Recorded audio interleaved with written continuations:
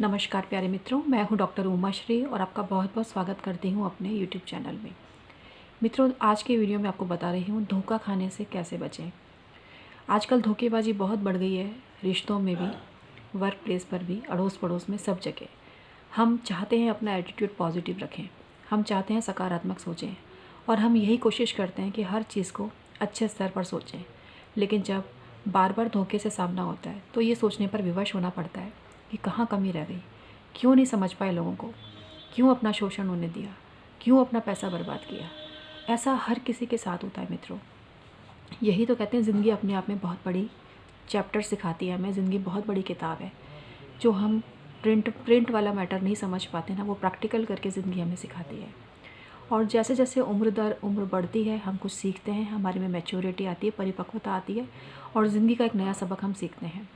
लेकिन होना ये चाहिए कि आप उम्र से पहले कुछ ऐसी बातों को जान लें जो आपको धोखा दे सकती है फ्यूचर में आगे जाकर। और आज का वीडियो बनाने का उद्देश्य यही है कि मैं अपने अनुभव, अपने एक्सपीरियंस, जो मैंने ज़िंदगी में देखा, समझा, जाना, गुरुओं से ज्ञान प्राप्त किया, वो आपसे शेयर करूं, जिससे कि आप अपनी ज़िंदगी से काफ़ी पहले बहुत कुछ चीज़ें समझ सकें और आपके साथ वो बुरे अनुभव ना हो जो नॉर्मली किसी इंसान के साथ होते हैं।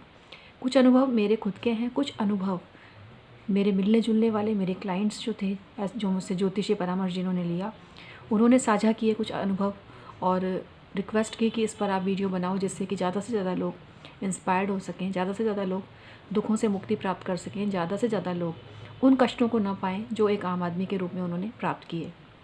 मित्रों, विश्वास सब पर करना चाहिए, लेकिन इतना भी विश्वास किसी पर मत करो कि वो व्यक्ति आपके सिर पर चढ़कर नाचने लगे, तांडव करने लगे और आपको कुछ भी ना समझे, आपका जो मोल है ना रत्ती भर का ना समझे और आपको एक मूर्ख इंसान समझे। कई बार मैंने अक्सर ऐसा होता हुआ देखा है कि हम जब किसी की हेल्प करते हैं तो हमारे अंदर की मानवीय शक्ति हमें प्रेरित करती है कि हम दूसरों को हेल्प करें। और जब हम संत, गुरु, इन सब के प्रवचन सुनते हैं तो हमारी स्पिरिट काफ़ी पॉजिटिव होती है और हमें लगता है कि हम वाकई में हेल्प करें, मनुष्य होना सार्थक करें। लेकिन कुछ लोग हमारे इस मनुष्यत्व का ऐसा मखौल उड़ाते हैं कि ज़िंदगी में हमें लगता है कि बहुत बड़ा चैप्टर सिखा गया ये व्यक्ति तो हमें, बहुत बड़ा पाठ पढ़ा गया ये व्यक्ति तो हमें। तो ऐसे में अपने इर्द गिर्द, मित्र मंडली, हर जगह आपको सावधान रहना है। मैं कुछ एग्जांपल्स देकर आपको अपनी बात की पुष्टि करती हूँ। मेरी एक मिलने वाली थी जो कि एक कॉलेज में प्रोफेसर थी और वो एक कार्यक्रम करा रही थी। उन्होंने इस कार्यक्रम की पूरी अच्छे से तैयारी करी, लेकिन उनके सामने प्रॉब्लम ये थी कि उनको स्टेज हेजिटेशन था। वो स्टेज पर बोल नहीं पाती थी, माइक उनके सामने आते ही उनकी हवाइयाँ उड़ जाती थी और वो नहीं बोल पाती थी। सारी तैयारियां करने के बावजूद उन्होंने ये बोल दिया था कि मैं माइक पर कोई भी लेक्चर नहीं दूंगी और इसका फ़ायदा उनके कलीग ने उठाया जो उनके ही डिपार्टमेंट का था और उसने इतना लंबा चौड़ा भाषण दिया। जब वो कार्यक्रम का समापन हुआ, उस जो मिलने जुलने मतलब जो कलीग था उनका, उसने भाषण, न केवल भाषण दिया बल्कि उसने सारी बातों में ये जाहिर कर दिया कि जैसे कि सारा काम उसने किया है। और जो मेरी परिचित थी, वो जो स्टेज पर नहीं आ पाई थी, वो किसी को बता ही नहीं पाई कि बेसिकली वो जो ऑर्गेनाइज़ किया गया था कार्यक्रम, वो उनके ही सुपरविज़न में किया गया था। थी ना अजीब सी बात। और वो उस वक्त वो बहुत फुट फुट के रोई थी और मेरे पास तब उनका फ़ोन भी आया था। ये काफ़ी पहले की बात है। तो ये वर्क प्लेस पर अक्सर ऐसा होता है। और मैंने जो सीखी है बात, कुछ विद्वत जन अक्सर मुझसे ये बात जब करते थे, गुरुजन, कि कलयुग में हो क्या रहा है, जिस सीढ़ी पर आपको एक योग्य व्यक्ति जो आपका मिलने जुलने वाला है, समर्थ है, एक ऐसी सीढ़ी देता है अपने आशीर्वाद की, अपने सपोर्ट की, जिस पर चढ़कर आप प्रगति के मार्ग पर चढ़ जाते हो। फिर क्या होता है, जिस सीढ़ी पर चढ़ता है सबसे पहले लात मार के इंसान उसी सीढ़ी को गिराता है, उसी को डाउन करता है। जिस सपोर्ट से इंसान आगे बढ़ता है सबसे पहले उसी को डाउन करता है और उसी का आंटी हो जाता है। ऐसी बहुत सी चीज़ें हैं। मैंने भी ड्यूरिंग में एक्यूप्रेशर कोर्स जब मैंने सीखा था तो वहाँ पर एक महिला से मेरा परिचय हुआ था और उन्होंने मुझसे, उनको जब पता चला कि मैं ज्योतिषीय परामर्श देती हूँ तो उन्होंने समय लिया। मैंने उनको बोला मैं आपको डिस्काउंट दूँगी, आप चाहें तो आ जाना। उसके बाद वो आई एक दिन घर पर और उसके बाद उन्होंने लगभग आधा से पौन घंटा स्पेंड किया, बातचीत करी, पूरी इन्फॉर्मेशन ले ली किस तरह से एक्चुअली मैं एक्यूप्रेशर के भी मैंने बहुत सारे इक्विपमेंट उस वक्त ख़रीदे थे। तो वो मेरा वेन्यू देखने आई थी कि मैंने कितना सेटअप कर रखा है, क्या कर रखा है। उनको कुंडली तो दिखानी थी, लेकिन मेन उनको ये भी जानना था, क्योंकि मुझे जब मेरे बगल में ही उन्होंने अपना भी काम चालू कर दिया था, ये मुझे बाद में पता चला। और जिस वक्त वो परामर्श लेने आई थी उस वक्त एकदम से वो खड़ी हुई कि अरे मेरे हस्बैंड का फ़ोन आया, और वो भागकर चली गई।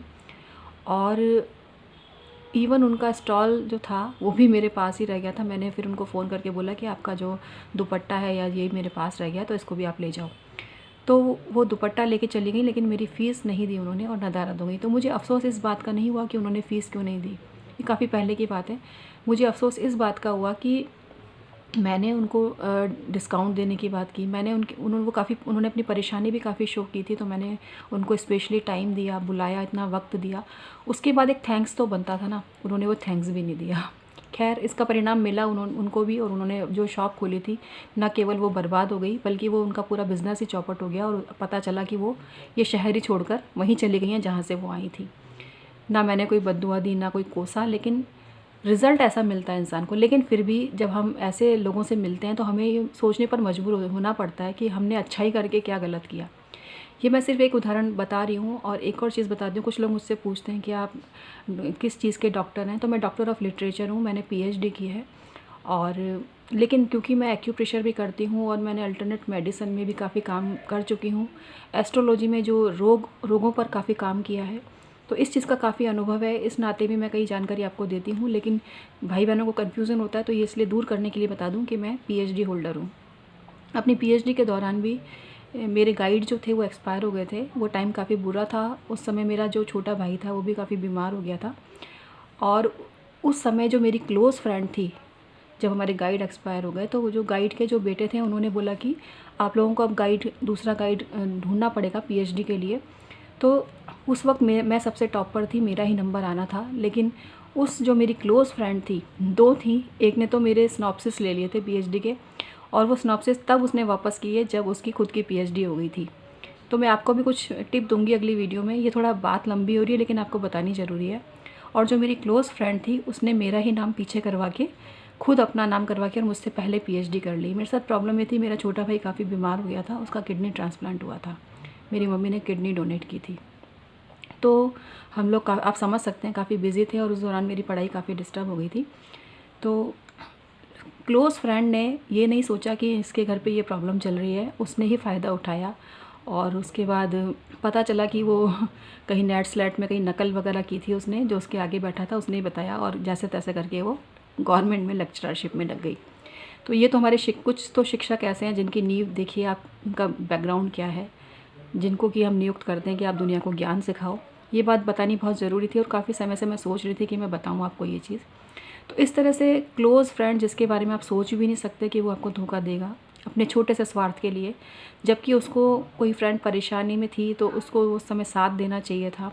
सब दूर की बात, उसकी जिस लड़के से शादी होने वाली थी, वो लड़का मुझे सिस्टर मानता था, और उसने मेरे ब्रदर को ब्लड डोनेट किया था उस समय। तो मतलब जिससे कोई रिश्ता नहीं था, जिसको डायरेक्टली कोई कनेक्शन नहीं था, उस व्यक्ति ने आके ये काम किया। और जो फ्रेंड थी जिसको कि काफ़ी मैंने अपनी बहन की तरह ही माना था, उसने क्या चीटिंग की मेरे साथ में। तो इस तरह से पीएचडी करते वक्त भी हमें बहुत सी चीज़ों का ध्यान रखना चाहिए। यहाँ एक थोड़ा सा लंबा हो गया टॉपिक, सॉरी, लेकिन आपको मैं ये बता रही हूँ कि जीवन में अनगिनत हम किस पर भरोसा करें। मतलब जब हम ऐसी क्लोज़ फ्रेंड है जिस पे हम सोच ही नहीं सकते, वो भी ऐसा, तो पर्सन टू पर्सन डिपेंड करता है। तो धोखे की कोई डेफिनेशन नहीं होती, धोखा कोई भी दे सकता है।